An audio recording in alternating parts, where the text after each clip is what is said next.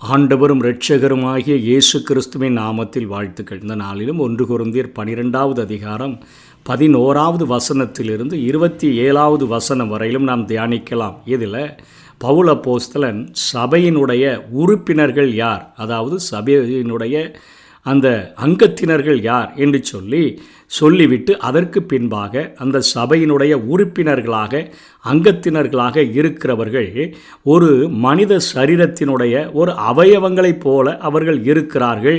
அப்படி அவயவங்களாய் இணைக்கப்பட்டவர்களுக்கு ஆவியானவர் அனுக்கிரகம் என்று சொல்லப்படுகிற அந்த வரங்களை பகிர்ந்து கொடுக்கிறார். அந்த வரங்கள் அந்த சரீரமாகிய சபையில் எப்படி செயலாற்றுகிறது, எதற்கென்று அவைகள் கொடுக்கப்பட்டு அவைகள் எப்படிப்பட்ட அந்த வரங்கள் கிரியைகளை நடப்பிக்கிறது என்கிறதை கொரிந்து சபைக்கு மாத்திரமல்ல நமக்கும் தெளிவாக இங்கே விளக்குகிறதை நாம் பார்க்கிறோம். எப்படியெனில் சரீரம் ஒன்று, அதற்கு அவயவங்கள் அநேகம். ஒரு சரீரத்தின் அவயவங்கள் எல்லாம் அநேகமாயிருந்தும் சரீரம் ஒன்றாகவே இருக்கிறது. அந்த பிரகாரமாக கிறிஸ்துவும் இருக்கிறார் என்று சொல்லி சபையை குறித்து சொல்லிற்று. அங்கே கீழே அடுத்த வார்த்தை, சபையினுடைய உறுப்பினர்கள் யார், சபையினுடைய அங்கத்தினர்கள் யார் என்று பவுல் ஒரு காரியத்தை சொல்லுகிறார். நாம் யூதராயினும் கிரேக்கராயினும் அடிமைகளாயினும் சுயாதீனராயினும் எல்லாரும் ஒரே ஆவியினாலே ஒரே சரீரத்திற்குள்ளாக ஞானஸ்நானம் பண்ணப்பட்டு எல்லாரும் ஒரே ஆவிக்குள்ளாகவே தாகம் தீர்க்கப்பட்டோம் என்று சொல்லுகிறார். அதற்கு அர்த்தம் என்ன? இயேசு கிறிஸ்து இந்த பூமியில் ஞானஸ்நானம் எடுக்க அங்கே யோவான் ஸ்நானனிடத்தில் வருகிறதற்கு முன்பாக யோவான் ஸ்நானன் இயேசு கிறிஸ்துவை காட்டி கொடுத்து சொல்லுகிற காரியம் என்ன? நான் ஜலத்தினால் ஞானஸ்நானம் கொடுக்கிறேன், எனக்கு பின்பாக ஒருவர் வருகிறார், அவர் பரிசுத்த ஆவியினாலும் அக்கினியினாலும் உங்களுக்கு ஞானஸ்நானம் கொடுப்பார் என்று சொல்லுகிறார். பரிசுத்த ஆவியினாலும் அக்கினியினாலும் ஞானஸ்நானம் பெறுகிற ஒரு விசுவாசித்தான் சபையினுடைய அங்கத்தினர் என்று பவுல் அப்போஸ்தலன் சொல்லுகிறார். என்ன, இங்கே ஒரே ஆவிக்குள்ளாகவே தாகம் தீர்க்கப்பட்டோம் என்று சொல்லப்படுகிறதே, அந்த காரியத்தை குறித்து நாம் பார்க்கும் பொழுது அங்கே யோவான் 4வது அதிகாரத்தில் அங்கே சமாரியா பெண்ணிடத்தில் இயேசு கிறிஸ்து அங்கே ஒரு சரீரப்பிரகாரமான தாகத்திற்காக தண்ணீர் கேட்கிறார். அவள் ஒரு வாயாடி பெண்ணாக இருந்து, நீர் யூதராக இருக்க சமாரிய பெண்ணாகிய என்னிடத்தில் நீர் தண்ணீர் கேட்கலாமா என்று கேட்டபொழுது அங்கே இயேசு சொல்கிறார், உன்னிடத்தில் தாகத்துக்கு என்று கேட்டவர் இன்னார் என்று தெரிந்திருந்தார், நீ அவரிடமே தண்ணீர் கேட்டிருப்பாய் என்று சொல்லி ஜீவ தண்ணீரை குறித்து அந்த பெண்மணியிடம் ஆண்டவர் சொல்லுகிறார். அதே போல் பண்டிகையின் அந்த பிரதான நாளிலே இயேசு கிறிஸ்து நின்று கொண்டு சொல்லுகிறார், ஒருவன் தாகமாயிருந்தால் அவன் என்னிடத்தில் வரக்கடவன் என்று சொல்லி அவர் அந்த காரியங்களை அந்த பரிசுத்த ஆவியானவரை குறித்து அந்த பேசின காரியங்களைத்தான் இங்கே பவுல் அப்போஸ்தலன் சொல்லுகிறார். நமக்குள்ளாக நாம் ரட்சிக்கப்பட்ட பின்பு, நம் ஜலத்தினால் ஞானஸ்நானம் பெற்ற பின்பு நமக்குள்ளாக ஒரு ஜீவ நீரூற்றை வைத்து விடுகிறார். அந்த ஜீவ நீரூற்று நித்திய காலமாக நமக்குள்ளாக ஊறுகிற ஒரு ஊற்றாக நமக்குள்ளாக வைக்கப்படுகிறது. அதாவது பரிசுத்த ஆவினால் ஞானஸ்நானம் பண்ணப்பட்ட, பரிசுத்த ஆவியினால் அபிஷேகம் பண்ணப்பட்டவர்கள்தான் சபையினுடைய உறுப்பினர்கள் என்று பவுல் அப்போஸ்தலன் இங்கே சொல்லிக் கொடுக்கிறதை பார்க்கிறோம். வெறும் தண்ணீரினால் நான் ஞானஸ்நானம் பெற்றுவிட்டேன், ஆகவே நான் சபையின் உறுப்பினர், சபையின் அங்கத்தினர் என்று வேதம் சொல்லவில்லை. பவுல் அப்போஸ்தலன் இங்கே அவர் சொல்லுகிற காரியம், ஒரு சரீரத்தில் இணைக்கப்பட வேண்டும் என்று சொன்னால், ஆவிக்குரிய சபையில் இணைக்கப்பட வேண்டும் என்று சொன்னால் ஒரே ஆவியினாலே ஒரே சரீரத்திற்குள்ளாக ஞானஸ்நானம் பண்ணப்பட்டு ஆவியானவரின் அபிஷேகத்தை பெற்றுக்கொண்டு அந்த ஆவியானவராலே நாம் தாகம் தீர்க்கப்படக்கூடியவர்களாக இருக்க வேண்டும் என்று சொல்லி கொடுத்துட்டு தான் இப்போ 5 காரியங்களை சரீரத்தில் உள்ள அவயவங்களை சரீரமாகிய கிறிஸ்துவின் சரீரமாகிய சபையில் விசுவாசிகளாக, அங்கங்களாக, அங்கத்தினர்களாக, அவயவங்களாக இணைக்கப்பட்டவர்கள் அந்த வரங்களை எப்படி ஒரு சரீரத்தில் உள்ள உறுப்புகள் இணைந்து செயலாற்றுகிறதோ அதே போல செயலாற்றுகிறார்கள் என்று சொல்லித்தான் இந்த காரியத்தை விளங்க வைக்கிறார். முதல்ல சொல்லிக் கொடுக்கிறார், மனித சரீரத்தினுடைய உறுப்புகள் எல்லாம் ஒரே போல இருப்பதில்லை என்று சொல்லிக் கொடுக்கிறார். என்ன, எல்லா சரீரத்தினுடைய உறுப்புகளும் கண்ணுக்கென்று ஒரு ஷேப் இருக்குது, அதே போல் நம்முடைய மூக்குக்கென்று ஒரு ஷேப் இருக்குது, நாக்குக்கு ஒரு ஷேப் இருக்குது, எல்லாமே ஒவ்வொரு ஷேப்பில் இருக்குது. ஒவ்வொரு அந்த எல்லா சரீரத்தின் உறுப்புகள் எல்லாமே ஒரே போல் இல்லாதது போலத்தான் இன்றைக்கு ஒரு சிலருக்கு ஒரு சில வரங்களை ஆண்டவர் கொடுத்திருக்கிறார். அதாவது ஒவ்வொருவருக்கும் வித்தியாசமான வரங்கள் அல்லது வரத்தை கொடுக்கிறார். சரீரத்தை எடுத்துக்காட்டி இந்த உண்மையை இங்கே பவுல் அப்போஸ்தலன் வலியுறுத்துகிறார். கிறிஸ்துவின் சரீரத்தில் உள்ள சிலரால் தீர்க்க தரிசனம் சொல்ல முடியாவிட்டால் அவர்கள் சரீரத்தின் உறுப்பு இல்லையா? அவர்கள் அற்புதம் செய்ய முடியாவிட்டால், பற்பல பாஷைகளை பேச முடியாவிட்டால் அவர்கள் சரீரத்தினுடைய உறுப்பு இல்லையா என்று சொல்லி இங்கே பவுல் அப்போஸ்தலன் முதல் காரியத்தை விளங்க பண்ணுகிறார். இரண்டாவதாக, ஒவ்வொரு உறுப்பும் மற்ற உறுப்பை சார்ந்து உள்ளது என்று சொல்லுகிறதை பார்க்கிறோம். என்ன, அங்கே 26வது வசனத்தில் சொல்லுகிறார், ஒரு அவயவம் பாடுபட்டால் எல்லா அவயவங்களும் கூட பாடுபடும். ஒரு அவயவம் மகிமைப்பட்டால் எல்லா அவயவங்களும் கூட சந்தோஷப்படும். அதாவது இன்றைக்கு நமக்கென்று ஒரு வயிற்று வலியை வந்துவிட்டால் அந்த வயிற்று வலியை தாங்க முடியவில்லை என்று சொன்னால் கையை பிடித்து கொண்டு நம்முடைய வாயினால் நாம் சத்தமிடுகிறோம், நாக்கினால் சத்தங்கள் பிறக்கிறது.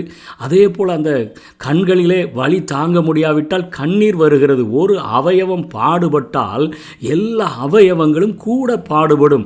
ஒரு அவயவம் மகிமைப்பட்டால் எல்லா அவயவங்களும் கூட சந்தோஷப்படும். அதே போலத்தான் கிறிஸ்துவின் சரீரமாகிய சபையில் ஒரு விசுவாசிக்கு ஒரு துன்பம் வந்தால் எல்லா விசுவாசிகளும் அந்த துன்பத்தை அவர்கள் புரிந்து கொண்டு அந்த துன்பத்தோடு கூட அதனை புரிந்து அவர்களுக்காக நாம் கிரியை செய்கிறவர்களாக இருக்க வேண்டும். ஒருவர் மகிழ்மைப்பட்டால் அல்லது சந்தோஷப்பட்டால் எல்லாம் கூட சேர்ந்து சந்தோஷப்படக்கூடியவர்களாக இருக்க வேண்டும். அவருக்கு பாடுதானே எனக்கு என்னன்னு என்றோ, அவருக்கு சந்தோஷம் எனக்கு என்ன சந்தோஷம் கிடைக்குதென்றோ இருந்தோன்னு சொன்னால் நம்ம சபையில், அந்த கிறிஸ்துவின் சரீரமாகிய சபையில் நாம் உறுப்பினர்கள் அல்ல, வரங்களை பெற்றிருக்கிற நாம் இப்படி இருக்க வேண்டும். ஒவ்வொரு உறுப்பும் மற்ற உறுப்பை சார்ந்து இருக்க வேண்டும் என்று பவுல் அப்போஸ்தலன் கற்றுக் கொடுக்கிறார். அதே போல தேவன் வைக்கிற இடத்துல திருப்தியாக இருக்க வேண்டும் என்று கற்றுக் கொடுக்கிறார். ஏன்னா ஆண்டவரை குறித்து இங்கே பவுல் அப்போஸ்தலன் சொல்லுகிறார். 12வது அந்த அதிகாரத்தின் 18ஆம் வசனத்தில் தேவன் தமது சித்தத்தின்படி அவயவங்கள் ஒவ்வொன்றையும் சரீரத்திலே வைத்தார். தமது சித்தத்தின்படி கண் எங்கே இருக்கணும், மூக்கு எப்படி அதனுடைய துவாரங்கள் கீழ் நோக்கி இருக்கணும், வாய் எங்கே இருக்கணும், பற்கள் எங்கே இருக்கணும், கை எங்கே இருக்கணும், கால் எங்கே இருக்கணும், பாதம் அது பிறந்த குழந்தை அது நடக்க ஆரம்பித்த பின்பிலிருந்து சாகிற வரையும் பாதம் கீழே தான் இருக்கணும், தலை என்பது மேலே தான் இருக்கணும், தலைக்கு மேலே முடிவு இருக்கணும் என்று சொல்லி தேவன் தமது சித்தத்தின்படி அவயவங்கள் ஒவ்வொன்றையும் எந்தெந்த இடத்துல இருக்கணும் அப்படின்னு வைத்திருக்கிறார். அவைகளிலே நம்முடைய சரீரத்தில் உள்ள எல்லா உறுப்புகளும் திருப்தியாக இருக்கிறது போல சபையில் ஆண்டவர் நம்ம எந்தெந்த ஸ்தானத்தில் வைத்திருக்கிறாரோ, எந்தெந்த கிருபைகளை கொடுத்து ஆண்டவர் பயன்படுத்த நினைக்கிறாரோ அந்தந்த இடத்துல எந்தவித முறுமுறுப்பும் இல்லாமல் வைத்த இடத்துல தேவ நாம மகிமைக்கென்று நமக்கு கொடுக்கப்பட்ட கிருபை வரங்களை நாம் பயன்படுத்துகிறவர்களாக இருக்க வேண்டும் என்று பவுல்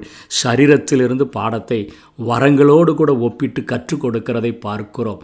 அதை போல வெளியேற்ற முயற்சி வைக்கக்கூடாது.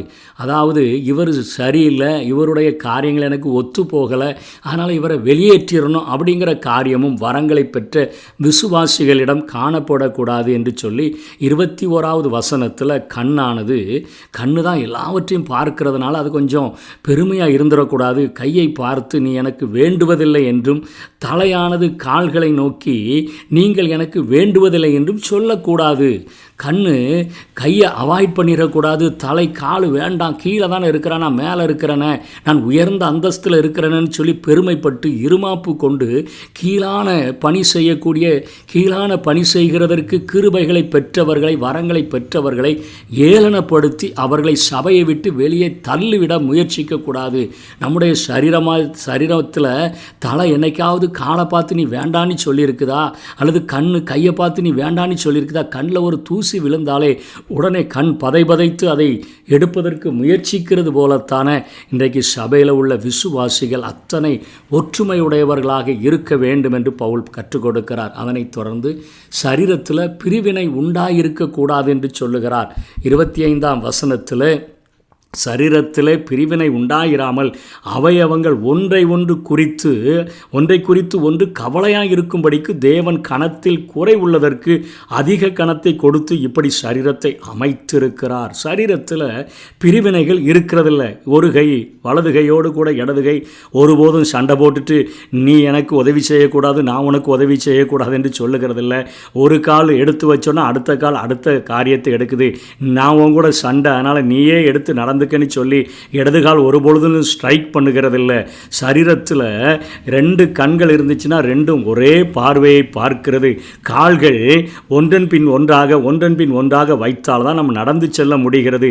இடது கைக்கென்று ஒரு வேலை, வலது கைக்கென்று ஒரு வேலை. இப்படி சரீரத்தில் பிரிவினைகள் இல்லாமல் ஆண்டவர் சரீரத்தை அமைத்திருக்கிறது போல கிறிஸ்துவின் சரீரமாகிய சபையில் வரங்களை பெற்றவர்கள் அந்த வரங்களை பிரிவினைக்கென்று பயன்படுத்தாமல் அவயவங்கள் ஒன்றை குறித்து ஒன்றை குறித்து ஒன்று கவலையாக இருக்கிறது போல நம்மளும் அதை குறித்த கரிசனை உடையவர்களாக ஒருவர் பாரத்தை ஒருவர் சுமந்து கிறிஸ்துவினுடைய பிரமாணத்தை நிறைவேற்றுகிறவர்களாக ஒற்றுமையாக இருக்க வேண்டும் என்று சொல்லி வரங்கள் வந்துருச்சுன்னு சொன்னால் தலக்கணம் வந்துடக்கூடாது, பெருமை வந்துடக்கூடாது, நாம் பெரியவன் நீ குறைந்தவன் என்று வந்துவிடக்கூடாது. இந்த வரங்கள் கிறிஸ்துவின் சரீரமாகிய சபையில் பயன்படுத்தும் பொழுது ஒவ்வொருவனும் நினைத்து கொள்ள வேண்டும், தன் சரீரத்தை நினைத்து கொள்ள வேண்டும். சரீரத்தில் இருக்கக்கூடிய அவயவங்கள் எவ்வளவு ஒற்றுமையா, தலையிலிருந்து கால் வரை எத்தனை ஒற்றுமையா, ஒன்றுமே எதையுமே அவாய்ட் பண்ணி நீ வேண்டாம் நான் வேண்டான்னு சொல்லாமல் அவைகள் ஒன்றை ஒன்று குறித்து கவலையாக இருந்து கரிசனையாக இருந்து பிரிவினை இல்லாமல் இருந்து எல்லா பணிகளையும் சாகர வரையிலும் கரெக்டாக செய்கிறத அதே போல் ஒரு கிறிஸ்துவின் சரீரமாகிய சபையில் இணைக்கப்பட்ட நானும் அந்த காரியத்தை செய்து இடரலற்றவனாக பிரிவினை உண்டாக்காதவனாக ஒருவர் பாரத்தை ஒருவர் சுமந்து கிறிஸ்துவினுடைய பிரமாணத்தை நிறைவேற்றுகிறவனாக எனக்கு கொடுத்த தாளந்த எனக்கு வைத்த இடத்துல நான் இருந்து கொண்டு நான் அதை பயன்படுத்துவேன் என்று தீர்மானம் எடுத்தோம் என்று சொன்னால் கிறிஸ்துவின் சபையில் எந்த ஒரு பிரிவினையும் வராது. கிறிஸ்தவர்கள் மத்தியில் எந்த ஒரு பிரிவும் பிளவும் வராது. ஆவிக்குள்ளாகவே நாம் ஒவ்வொரு நாளும் தாகம் தீர்க்கப்பட்டவர்களாக நாம் ஆண்டவருக்கென்று மகிமையான ஊழியத்தை செய்ய முடியும். அப்படிப்பட்ட கிருபைகளை தேவன் நமக்கு தந்தருள்வாராக. ஆமென்.